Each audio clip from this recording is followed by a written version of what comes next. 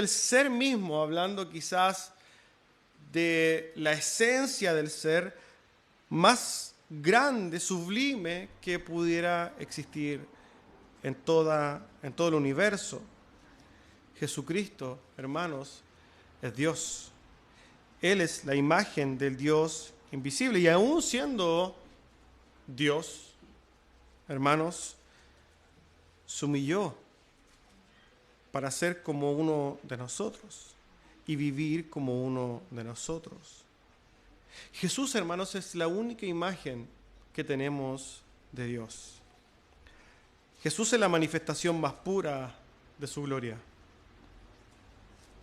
Y ojo que esa imagen más pura de su gloria aún entre sombras, porque Cristo vino al mundo despojado de sí mismo. Quizás vamos a verlo en gloria y majestad cuando el Señor venga, y va a ser una imagen quizás muy difícil, muy diferente en lo visual del Cordero que vino, ¿cierto?, a morir por nosotros. Ahora va a venir en un caballo blanco, ¿cierto?, a hacer justicia con vara de hierro, a imponer justicia y a derramar la ira de Dios sobre la tierra. Visualmente va a ser totalmente diferente. Pero sin duda, hermanos, la única imagen que tenemos de Dios, de ese Dios invisible, es Cristo. Creación, hermanos. Nosotros somos creación, pero Dios es Dios. Y fíjense que el apóstol Pablo no solamente se queda con decir que nosotros somos, o que Jesús es la imagen de Dios, sino que dice que Él también es el principio, el fundamento de toda creación. Jesús es el fundamento de toda creación. Cristo es el centro de todo lo creado. Es el fundamento y la razón de todo lo que nosotros podamos entender por creación. Jesús es el corazón de lo creado, hermanos, de toda la creación. La Escritura dice esto muchas veces. Por ejemplo, en Hebreos capítulo 1 dice que Jesús es el resplandor de la gloria de Dios y es la impresión misma de su sustancia. Cristo, el fundamento, el primogénito, el primero, la causa y la piedra angular, es el sentido más profundo de todo lo creado. Es el centro. El apóstol Pablo dice que todo es de Él, ¿cierto? Nosotros entendemos que es por Él y para Él. El apóstol Pablo, tratando, ¿cierto?, de complementar este discurso, dice lo siguiente, versículo 16. Porque en Él fueron creadas todas las cosas, las que hay en los cielos y las que hay en la tierra, visibles e invisibles, sean tronos, sean dominios, sean principados, sean potestades, todo fue creado por medio de Él y para Él. Y fíjense que hay que poner énfasis cuando el apóstol Pablo dice todas las cosas, porque absolutamente todas las cosas fueron creadas por Él y para Él, hermanos. Cosas visibles e invisibles, materiales o espirituales, grandes o pequeñas, poderosas, sin poder, etc. Podríamos hablar de todas, hermanos. Todas, absolutamente todas las cosas fueron creadas en Cristo, por medio de Cristo y para Cristo. Como habíamos dicho antes, Jesús es el fundamento, hermanos, de toda la creación. Jesús es la razón de ser de todo lo creado. O sea, si nosotros miramos a nuestro alrededor, miramos a nuestros hijos, miramos la silla, miramos un árbol, miramos el cielo, las estrellas, el sol, hermanos, todo, absolutamente todo fue creado por Cristo y para Cristo, y por tanto debe darle gloria a Cristo. Todo lo creado, hermanos, sin ninguna excepción, debe contribuir a darle gloria a su Creador y al fundamento de su creación. El apóstol Pablo también en Romanos 11 dice, porque de Él y por Él y para Él son todas las cosas, a Él sea la gloria por los siglos. Sin duda, hermanos, cuando nosotros entendemos esto, podremos quizás relacionarnos con el nombre de nuestra iglesia, ¿cierto?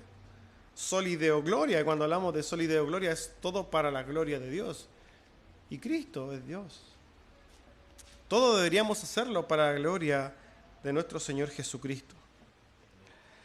Ahora, es importante quizás plantearnos por qué el apóstol Pablo está haciendo esta aclaración. ¿Por qué el apóstol Pablo está hablando y está tratando de poner un fundamento firme, cristológico, de una perspectiva correcta de Jesús? ¿Por qué el apóstol Pablo está haciendo esto?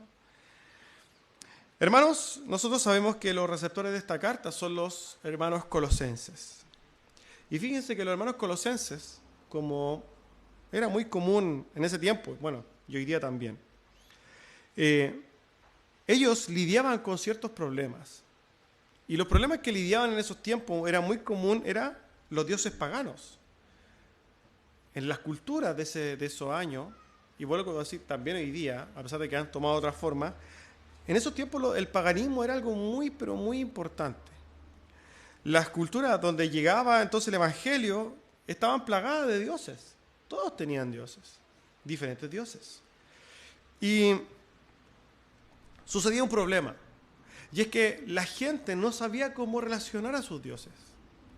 Decían, Jesús viene, ¿cierto? Y Jesús es un dios más. Lo ponían muchas veces a la altura de sus otros dioses. Muchos cristianos empezaban a seguir a Cristo, pero también tenían cierta relación con otros dioses, era algo común. Y no solamente en ese tiempo, sino que sucede también hoy día. Mucha gente no sabe darle lugar a Jesús. Un ejemplo de esto son los católicos, por ejemplo, ¿cierto? Que dicen que creen en Jesús, pero hablan más con los santos o con la Virgen. De hecho, en sus bocas está mucho más al expedito que el mismo Dios o que el mismo Cristo. Y esto no solamente se da con los católicos, sino que se da en ese tiempo. Personas que tenían sus dioses paganos, ¿cierto? Pero añadían a Jesús como un Dios más. Y es por eso que en ese entendimiento el apóstol Pablo quiere hacer algo y quiere decirles lo siguiente: no hay ningún Dios como Jesús. Ustedes pueden pensar o creer o hacer todo lo que ustedes quieran, pero todos sus dioses paganos son criaturas. Y el único Dios verdadero por el cual están todas las cosas creadas es Jesús. Y por tanto, si ustedes tienen al Señor Jesús, que por lo demás, al ser el fundamento de toda la creación, es soberano de toda la creación, da lo mismo los dioses que ustedes puedan llegar a tener, todos son inferiores a Cristo. Y si son inferiores a Cristo, entonces ustedes no lo necesitan. Quizás eso mismo le podríamos decir a un católico, ¿no? Decir, oye, pero si tú tienes a Cristo, el fundamento de toda la creación, ¿por qué requieres entonces ángeles para que intermedien por ti? ¿Por qué requieres santos? ¿Por qué requieres a la Virgen María? Si tú puedes ir directamente donde el Rey de Reyes y Señor de Señores, al fundamento de toda la creación, al soberano de todas las cosas. Es un razonamiento lógico, ¿no? El apóstol Pablo entonces quiere hacer esto con los colosenses, decirle, no tendrían por qué lidiar con estos problemas de los dioses paganos. ¿Por qué? Porque tienen al Dios de dioses. No importa cuán ungido sea un ángel, ¿cierto? O no importa cuánto poder pueda tener San Expedito. Todas las cosas están sujetas a Cristo. Y Cristo, como soberano, puede ordenar todas las cosas. Ni siquiera, hermanos, entidades angélicas.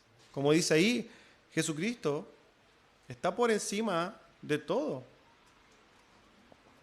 Principales, potestades, seres espirituales. Todo está sujeto a Cristo. Y todo fue creado por Él y para Él. Quizá alguno va a pensar entonces, ¿qué pasa si es una entidad buena, ¿cierto? Un ángel. ¿Tendré que yo relacionarme con una entidad buena, con un ángel? La verdad es que no. Porque ese ángel, si es que es bueno, no puede hacer otra cosa que glorificar a Dios. ¿Cierto? Y si Dios nos lo manda a hablar con nosotros, nosotros no tenemos que llamar, ¿cierto?, a nadie. Ni, como se dice esta cosa de invocar a ningún ángel. Ahora pensemos que el ángel es malo, es un demonio. ¿Podrá hacer algo un demonio si que no sea sujeto a lo que Jesús dice?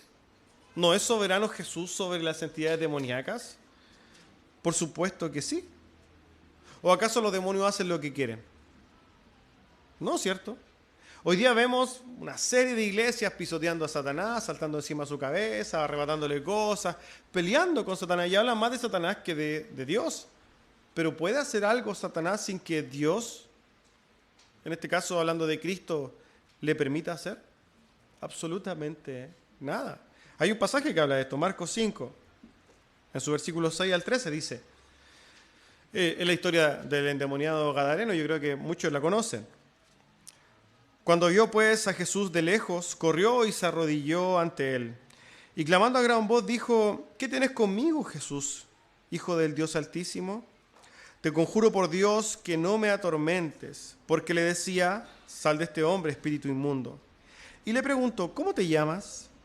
Y respondió diciendo, Legión me llamo porque somos muchos. Y le rogaba mucho que no lo enviase fuera de aquella región. Estaba allí cerca del monte un gran hato de cerdos paciendo, y le rogaron todos los demonios diciendo, envíanos a los cerdos para que entremos en ellos. Y luego Jesús le dio permiso. Y salieron aquellos de espíritu inmundo, entraron en los cerdos, los cuales eran como 2000.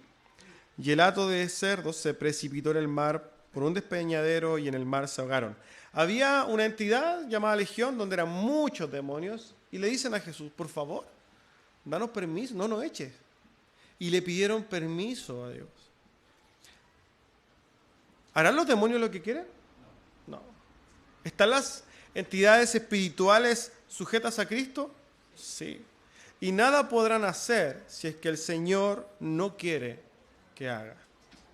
Recordemos, en un momento el apóstol Jesús le dice a Pablo, Satanás me ha pedido para zarandearte como a trigo, ¿cierto? ¿Y qué hizo el Señor? Le dio permiso, porque las entidades están sujetas al soberano. Como hemos visto, hermanos, la argumentación del apóstol Pablo de fondo es magistral. Poner a Jesús como el centro y el fundamento de todas las cosas. Cualquier deidad no se compara con Cristo y por tanto no se necesita. Jesús es el centro único de la creación y ese debe ser un fundamento muy claro para todo aquel que profesa la fe en Cristo. Todo cristiano, hermanos, todo cristiano debería saber esto. Jesús es el fundamento de toda la creación. Todo es de Él, por Él y para Él. Toda la gloria es para Cristo. Cristo es el centro, el que ordena, el soberano. Jesús es el que va a derramar justicia. Jesús es todo. Lamentablemente, incluso en muchas congregaciones el nombre de Jesús ya sale. Ni siquiera se habla de Cristo. Pero hermanos, Cristo es todo para nosotros. Y si confiamos en Cristo, si tenemos a Dios, a Cristo como nuestro único Dios, no necesitamos absolutamente nada más. Siguiendo entonces hablando de Cristo, el apóstol Pablo dice en el versículo 17, y Él, Cristo, es antes de todas las cosas, y todas las cosas en Él subsisten. El apóstol Pablo, entonces, juntamente con enseñar que Jesús está por encima de toda la creación, como ya he dicho, es la única imagen del Dios invisible que tenemos, ahora aporta otro dato importantísimo sobre Jesús, para ir entonces trabajando en nuestra imagen de Jesús. Jesús entonces preexistió, y no solamente preexistió, sino que Jesús es eterno. Antes de que se humanara, ¿cierto? Antes de que tomara figura humana, Jesús ya es. Jesús es eterno, y eterno solamente es Dios. La eternidad, hermanos, es un atributo exclusivo de Dios. Encontramos entonces que Jesús es eterno y por tanto Dios en muchos pasajes, pero hay algunos icónicos. Juan 1:1, ¿cierto? Al principio era el verbo era con Dios y el verbo era Dios. Otro pasaje muy conocido está también en el libro de Juan, en su capítulo 8, donde Jesús dice, antes de Abraham, yo soy. Y es importante que diga que antes que Abraham fuese, yo soy. Es importante que diga yo soy, porque Él no dijo yo era. Jesús no dijo antes de que Abraham fuese, yo era, no. Dijo yo soy, habló en presente.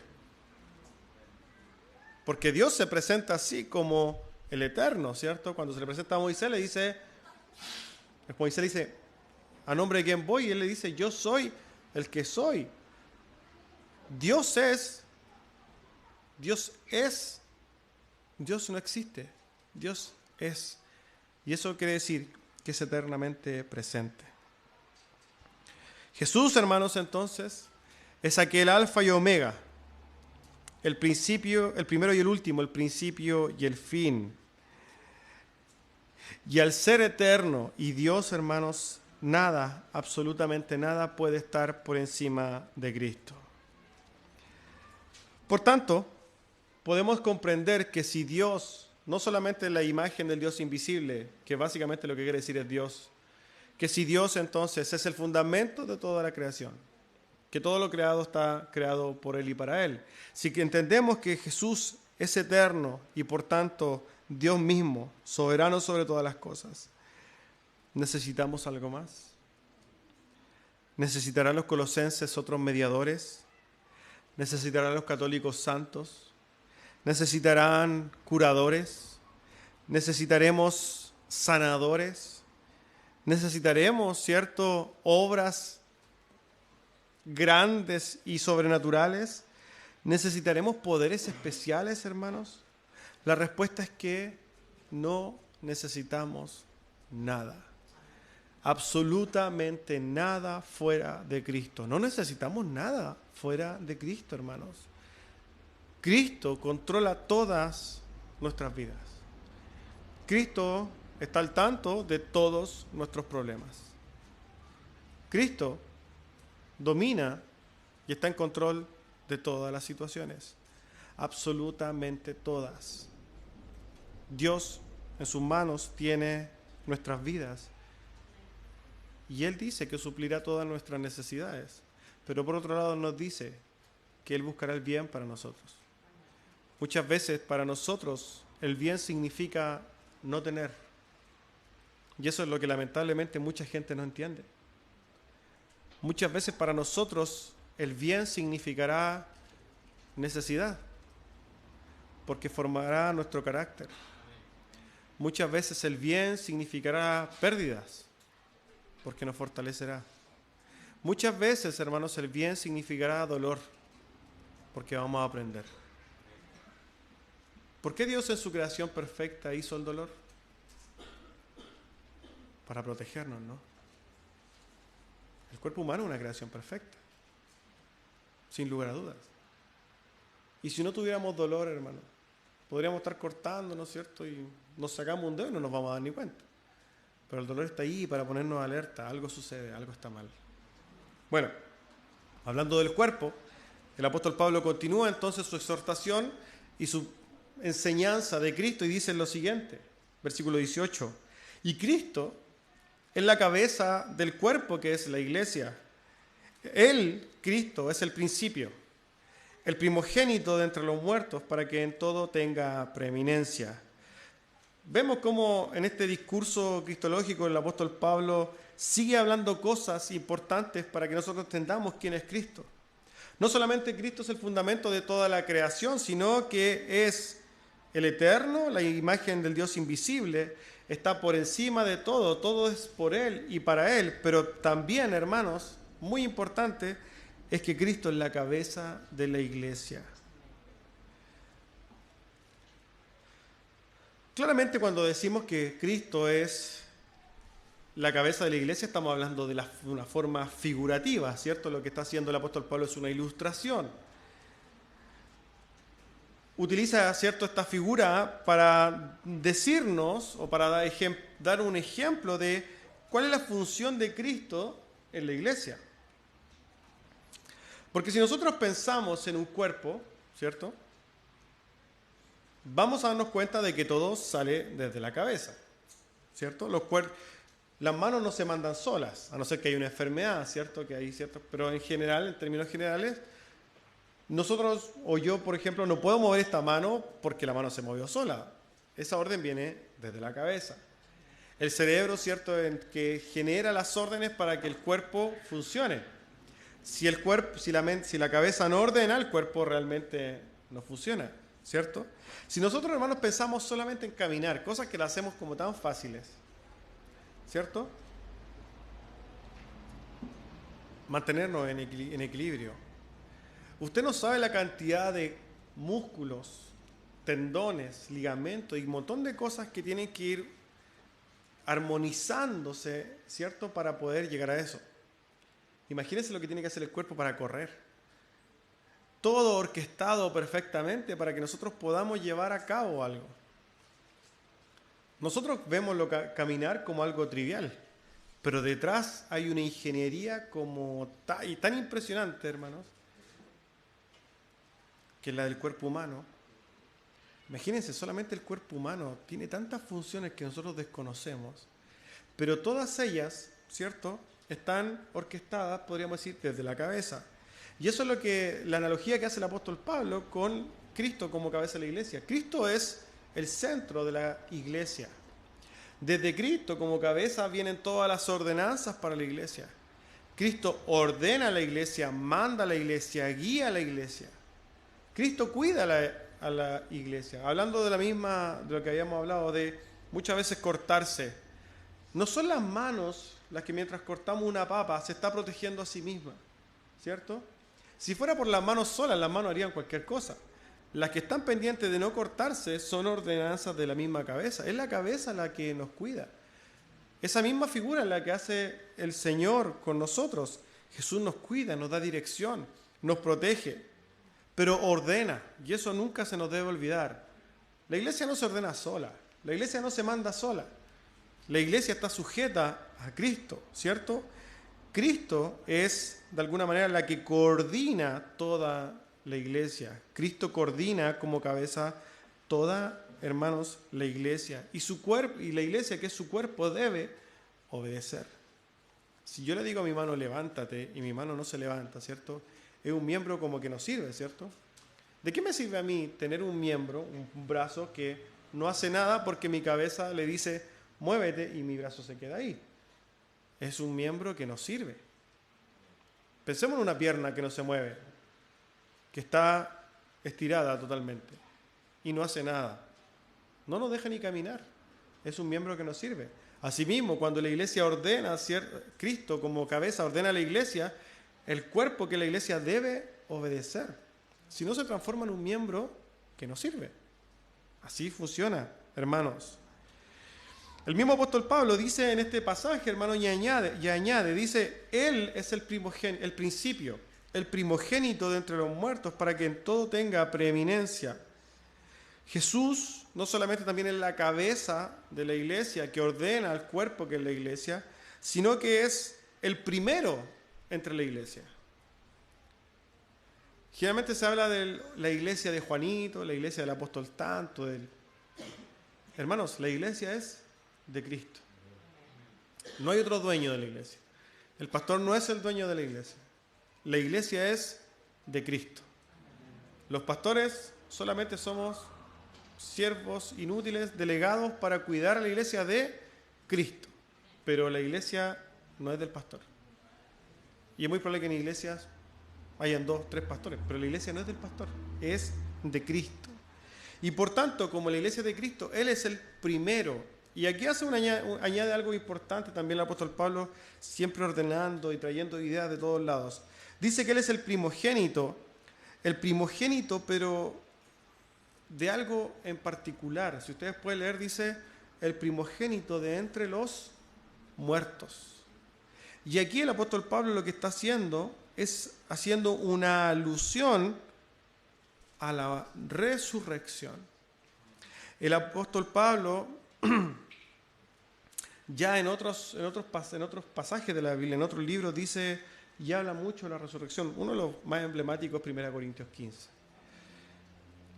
En su versículo 20 dice, mas ahora Cristo ha resucitado de los muertos, primicias de los que durmieron es hecho. El mismo apóstol Pablo en Corintios está diciendo que él también es la primicia, lo primero de los que están muertos.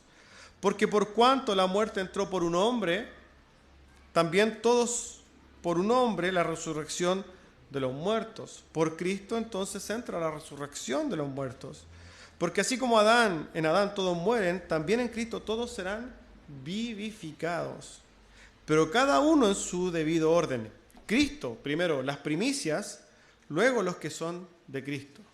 Lo que está diciendo el apóstol Pablo es que Cristo no solamente, como hemos dicho, ya tiene ciertas características, sino que particularmente aquí está diciendo que es el primero de los que resucitaron.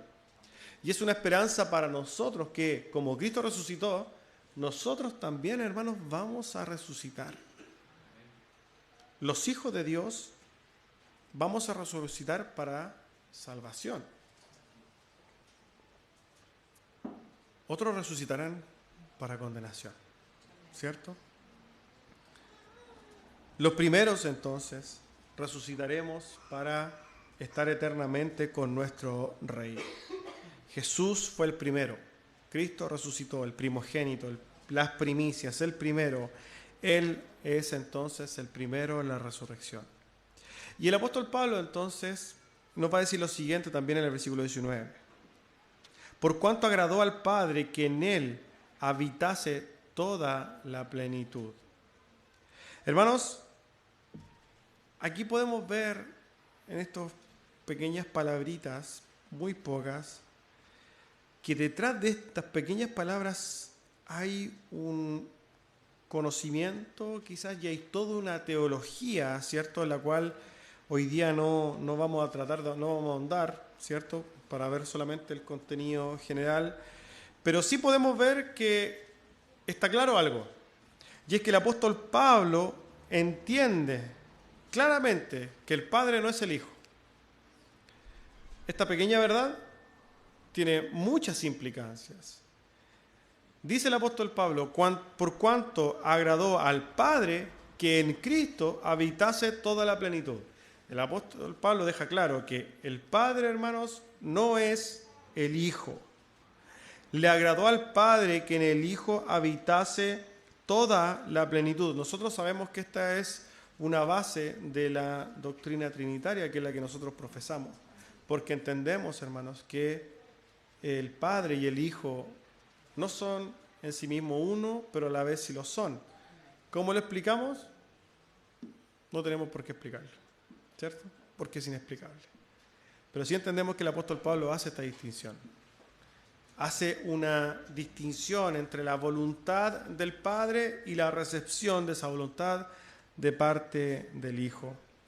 Los poderes, hermanos, dentro de la misma Trinidad fueron pasados, ¿cierto? El Padre puso en el Hijo, se dispuso, le agradó de que en Cristo habitase toda plenitud y que tuviera toda preeminencia, como lo dijo en el versículo anterior. Es en Cristo que habita toda la preeminencia. Y el apóstol Pablo no solamente lo dice aquí a los colosenses, ojo con esto, no solamente se está preocupando de los colosenses, lo ha dicho a otras iglesias porque es una verdad que nosotros tenemos que entender. Por ejemplo, en Efesios aparece un poquito más detallado. Efesios capítulo 1.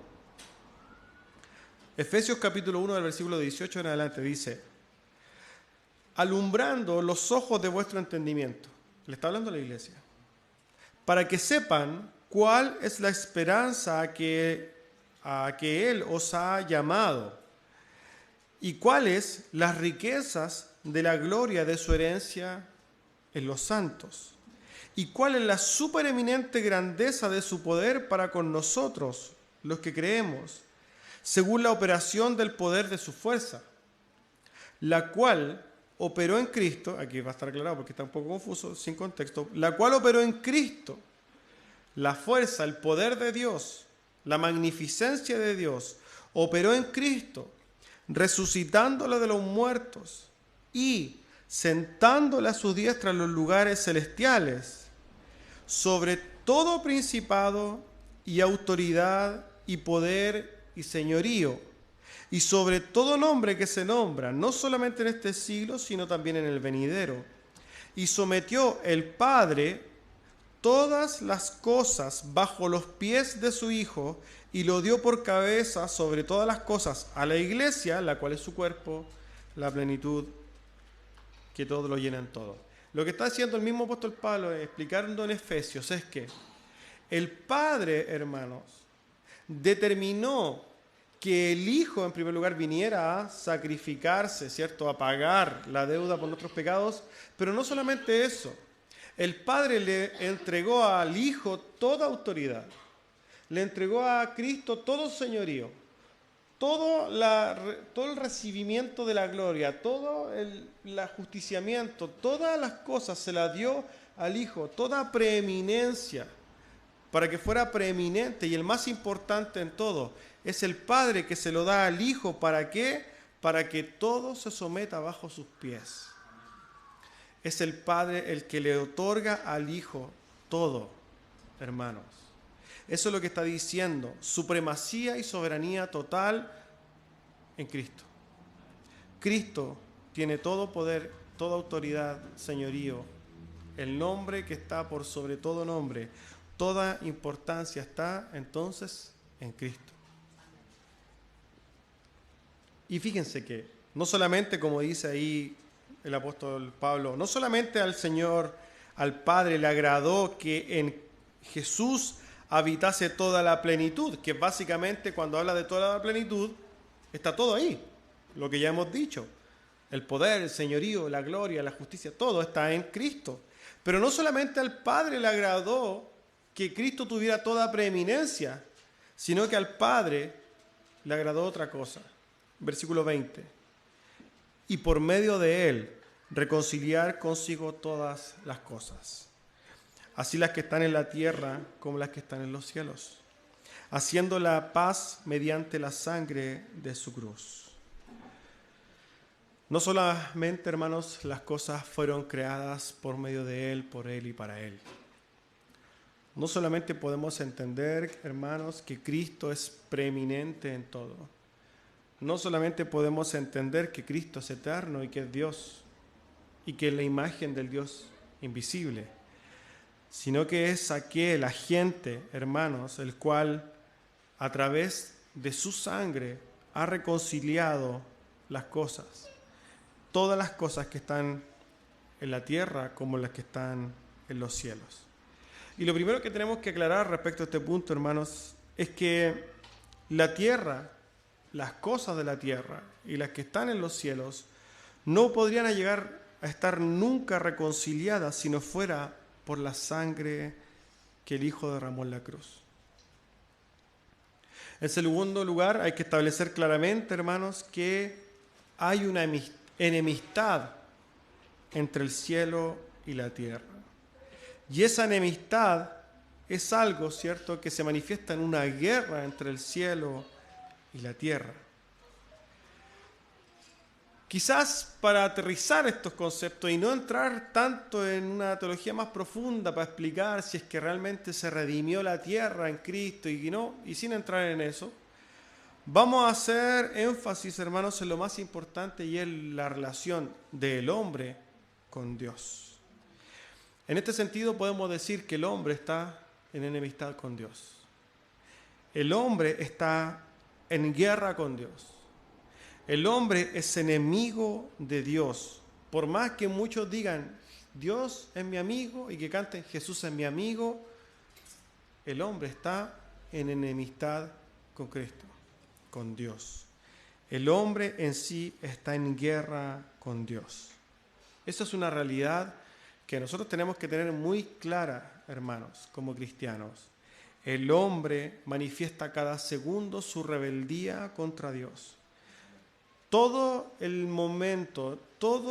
todo momento, hermanos, el hombre muestra su maldad ante un Dios 3 veces santo. En todo momento el hombre muestra sus tinieblas ante un Dios de luz. A cada momento el hombre muestra su perversidad frente a un Dios fiel. A cada momento el hombre muestra su crueldad ante un Dios de amor. Hermanos, aquí hay una batalla continua entre la luz y las tinieblas, entre el cielo y la tierra. Es una lucha. Y es el hombre entonces enemigo de Dios. Y por tanto, como el hombre es enemigo de Dios, no hay forma de, reconciliarlos, no hay conciliación, hay guerra. La ira de Dios está sobre el hombre todos los días. El hombre atenta contra Dios todos los días y hay una guerra, hermanos, entre el cielo y la tierra. Y esa es, hermanos, la condición natural después de la caída de todo ser humano. Después del pecado de Adán, todo el hombre ha estado en una continua guerra contra Dios. Y fíjense que Dios no le debe nada al hombre. Dios no le debe absolutamente nada al hombre. El hombre pecó y se hace responsable de su maldad, y lo único que tendría que hacer Dios para seguir siendo justo es ajusticiarnos, castigarnos, ¿cierto?, por nuestros pecados. Y Dios seguiría siendo tan santo y justo y perfecto como siempre lo fue. Pero hermanos, tenemos un Dios tan misericordia, tan bueno, tan amoroso. Y a través de esta verdad podemos encontrar en la Escritura estos tesoros que son realmente, hermanos, un regalo, un aliento incalculable para nuestros corazones.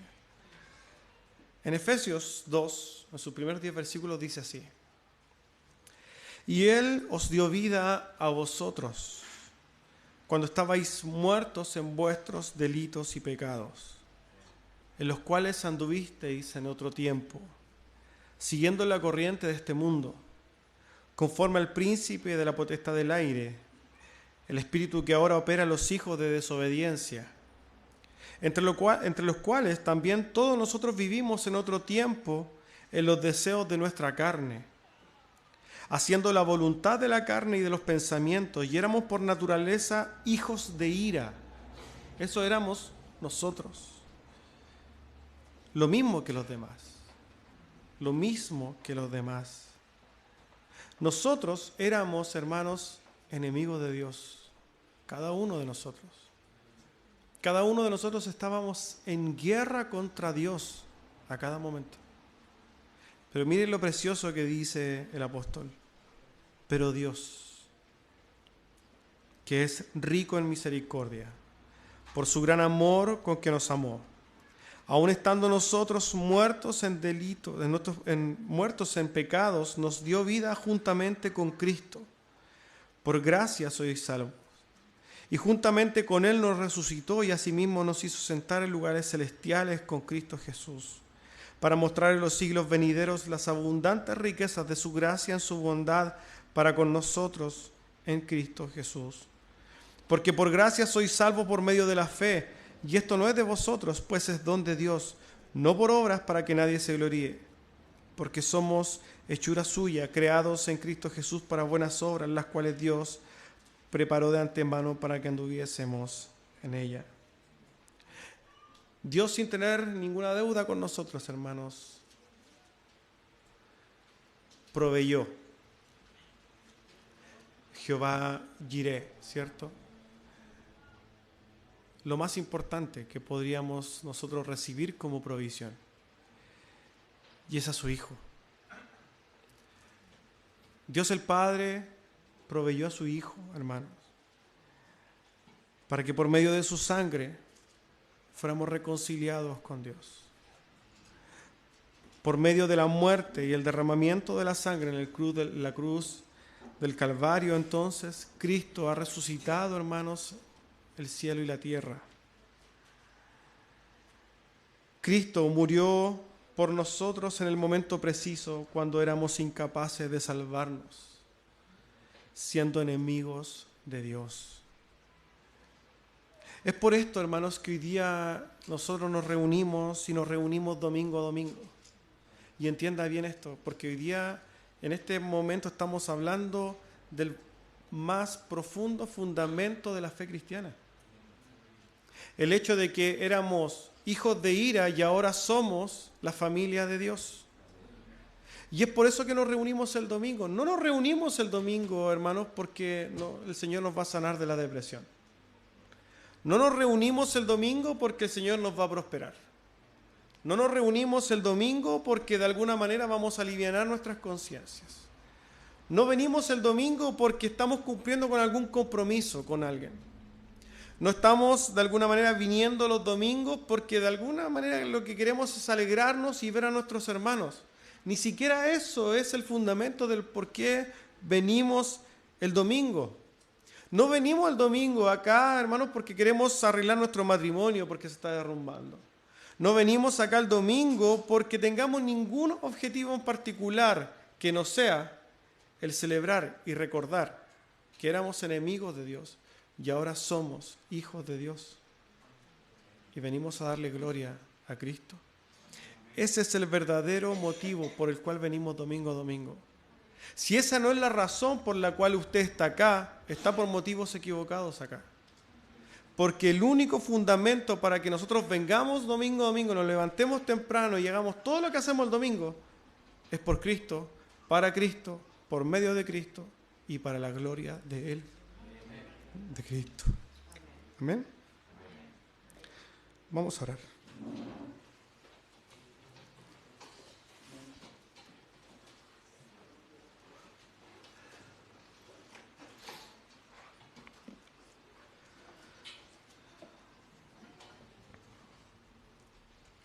Amado Señor,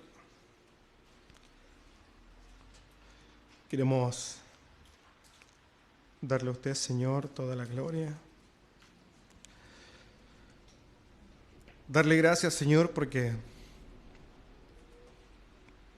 es inconcebible a nuestras mentes, Dios, el hecho de que, siendo enemigos suyos, usted haya manifestado tal misericordia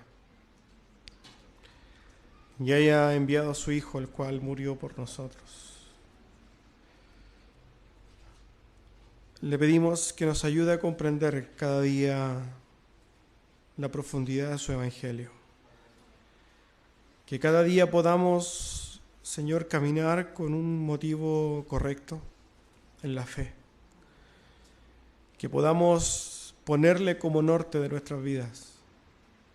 Que realmente su glorioso Evangelio y la persona de Cristo sea el combustible de nuestras vidas.